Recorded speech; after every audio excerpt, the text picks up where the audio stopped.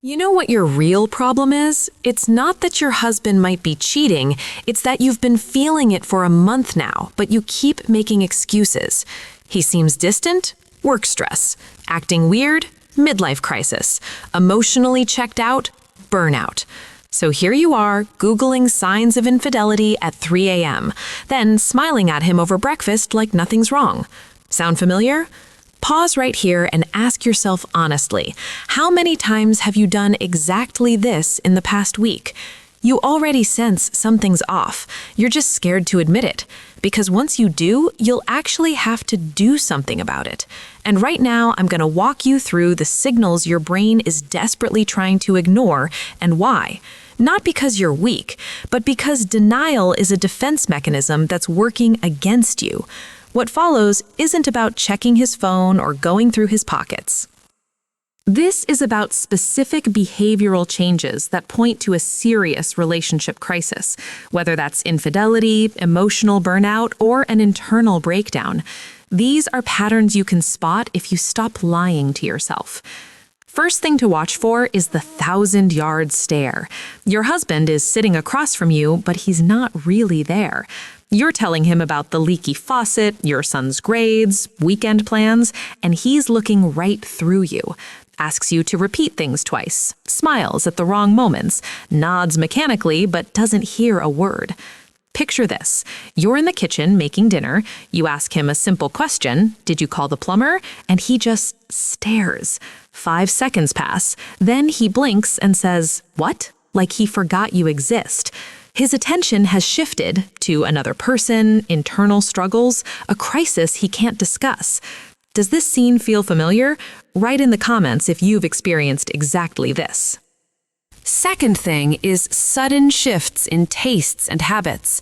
When someone's internal world is changing, their external preferences follow.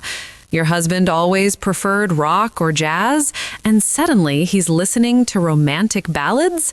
New, trendy ones, totally not his usual vibe. Or maybe it's not music. Maybe he's suddenly obsessed with a new TV show he'd never watched before, switching up his entire wardrobe style, picking up hobbies out of nowhere, ordering different food, watching different content. These shifts reflect new emotions, experiences, possibly connected to another person. When everything suddenly changes at once, something inside him has changed first. Third is he stopped kissing you on the lips. He'll hug you, peck your cheek, pat your head, but avoids your lips. Might even turn away, finds excuses, gets distracted. A kiss on the lips requires emotional presence. If a man unconsciously avoids this with his wife, maybe that intimacy now belongs to someone else. This can be unconscious guilt. When someone is kissing someone else, kissing their partner feels like betrayal. Fourth is careful speech. He used to talk about work easily, shared stories, mentioned coworkers' names, laughed about office jokes. Now, when you ask about his day, he gives vague answers. Fine, same old, nothing special. Or he talks carefully, choosing his words like every sentence goes through internal censorship. Imagine you're in the car driving home. You ask casually, "So who was at that meeting today?" And he pauses just a beat too long, then says, "Oh, the usual people," and quickly changes the subject. Someone hiding something has to monitor every word. Fifth is the sudden urge to look younger. He starts proving, to himself first, that he's still got it. He checks himself in the mirror more often, updates his wardrobe, joins a gym when he used to blow it off, switches to a more bold, youthful cologne, starts dyeing his gray hair or experimenting with his hairstyle. Ask yourself, whose eyes is he trying to look better for? Sixth is your gut feeling. Female intuition isn't magic. It's your brain picking up microsignals you don't consciously register. Changes in facial expressions, tone, pauses, glances, habits. Your brain collects this and outputs vague anxiety. You just feel something's off. Picture yourself lying in bed at 2 a.m., wide awake, staring at the ceiling while he sleeps peacefully beside you, and that knot in your stomach just won't go away. You can't point to one thing, but you just know. If that inner voice hasn't shut up for weeks, listen. Has this been you lately? Seventh is changes in sex.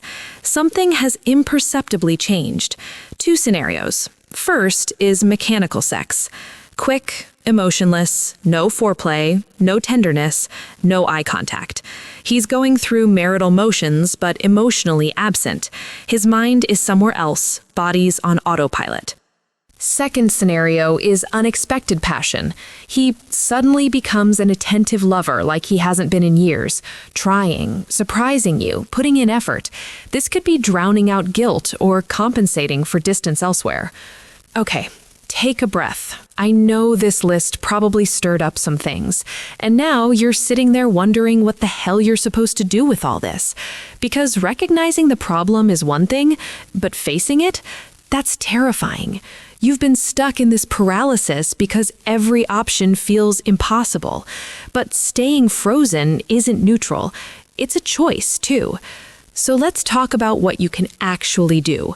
Not what you should do, what options you have to move forward without losing yourself.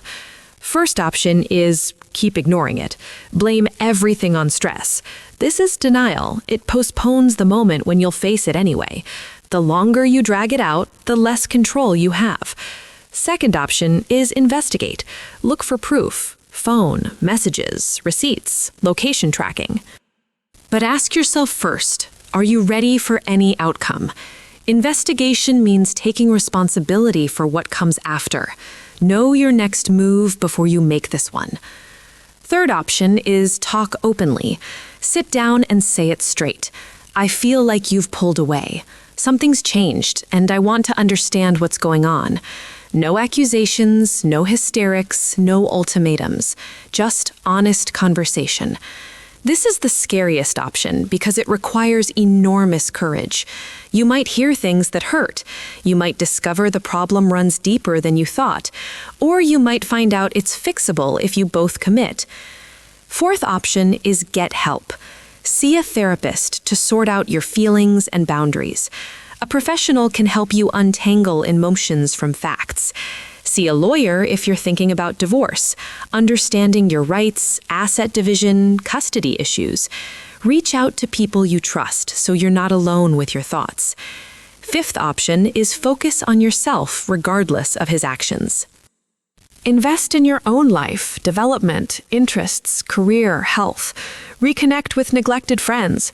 Get back that sense of self-worth that doesn't depend on whether your husband loves you.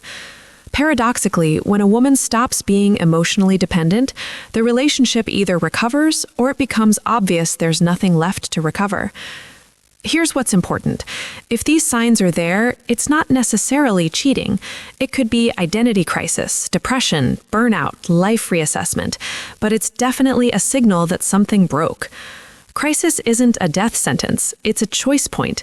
You can stay in the dark, investigate, leave, or try to save things. But it should be your choice based on your boundaries and priorities, not a panicked scramble after he announces he's leaving. And remember one thing, if your relationship is in crisis, it doesn't mean you're a bad wife. It doesn't mean you failed or weren't enough. It means a problem emerged that you both didn't catch in time. Maybe you grew apart. Maybe external pressures mounted. Maybe one or both of you stopped doing the work relationships require. You can keep convincing yourself you imagined it, that everything will work itself out if you stay quiet and wait.